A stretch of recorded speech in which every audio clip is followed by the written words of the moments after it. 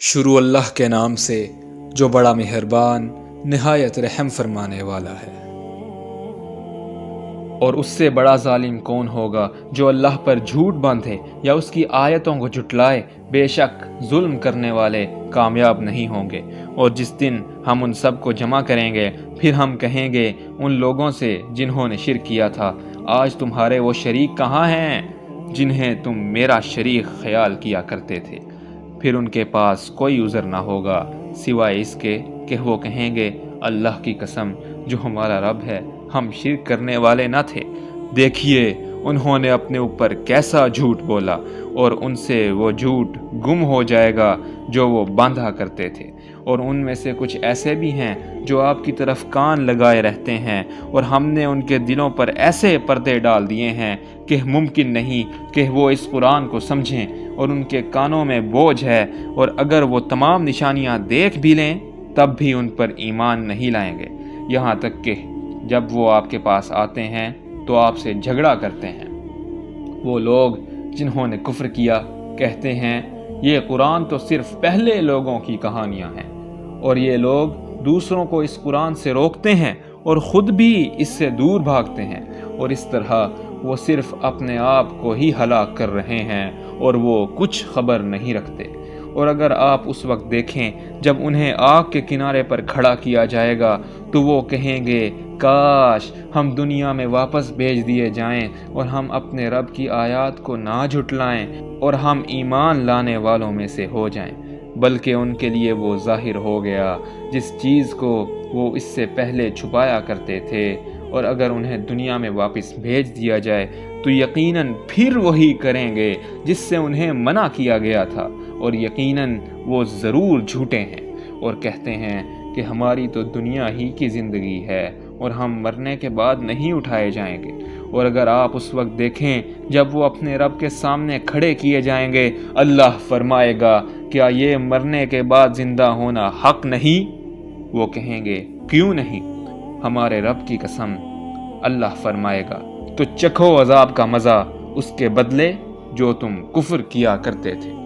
یقیناً خسارے میں رہے وہ لوگ جنہوں نے اللہ کی ملاقات کو جھٹلایا، یہاں تک کہ جب ان کے پاس اچانک قیامت کی گھڑی آ پہنچے گی تو کہیں گے ہائے افسوس ہماری کوتاہی پر جو اس کے بارے میں ہم سے ہوئی، اور وہ اپنے گناہوں کے بوجھ اٹھائے ہوئے ہوں گے اپنی پیٹھوں پر۔ آگاہ ہو جاؤ برا ہے وہ بوجھ جو وہ اٹھائیں گے، اور یہ دنیا کی زندگی تو صرف کھیل اور تماشا ہے، اور یقیناً آخرت کا گھر بہتر ہے ان لوگوں کے لیے جو ڈرتے ہیں۔ کیا تم عقل سے کام نہیں لیتے؟ یقیناً ہم جانتے ہیں کہ آپ کو وہ بات ضرور غمگین کرتی ہے جو وہ کہتے ہیں، تو بے شک وہ آپ کو نہیں جھٹلاتے، لیکن یہ ظالم اللہ کی آیات کا انکار کرتے ہیں۔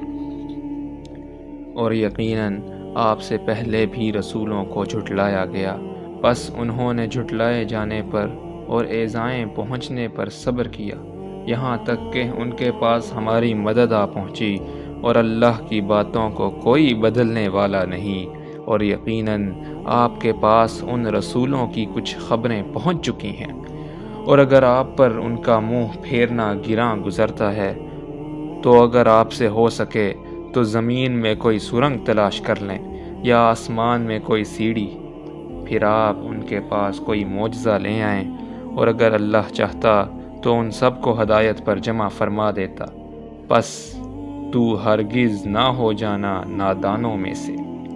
بے شک حق کو وہی قبول کرتے ہیں جو سنتے ہیں، اور مردوں کو اللہ زندہ کر کے اٹھائے گا، پھر وہ اسی کی طرف لوٹائے جائیں گے۔ اور وہ کہتے ہیں ان پر ان کے رب کی طرف سے کوئی نشانی کیوں نہیں نازل کی گئی؟ آپ فرما دیجئے بے شک اللہ اس پر قادر ہے کہ نشانی نازل فرما دے، لیکن ان میں سے اکثر لوگ اس کا انجام نہیں جانتے۔ اور زمین میں جتنے بھی چلنے والے جانور ہیں اور جو پرندہ بھی اپنے دونوں بازوؤں سے اڑتا ہے، یہ سب تمہاری ہی طرح کی جماعتیں ہیں، ہم نے کتاب میں کسی چیز کی کمی نہیں چھوڑی، پھر وہ سب اپنے رب کی طرف جمع کیے جائیں گے۔ اور جنہوں نے ہماری آیتوں کو جھٹلایا وہ بہرے اور گونگے ہیں، اور اندھیروں میں بھٹک رہے ہیں، جسے اللہ چاہے گمراہ کر دیتا ہے اور جسے چاہتا ہے سیدھے راستے پر لگا دیتا ہے۔ آپ فرما دیجئے، بھلا تم دیکھو، اگر تم پر اللہ کا عذاب آ جائے یا تم پر قیامت آ جائے، کیا تم اللہ کے سوا کسی اور کو پکارو گے اگر تم سچے ہو؟ بلکہ تم اسی کو پکارو گے، پھر وہ اس مصیبت کو دور فرما دے گا جس کے لیے تم اس کو پکارو گے، اگر وہ چاہے، اور جن کو تم شریک بناتے ہو اس وقت انہیں بھول جاؤ گے۔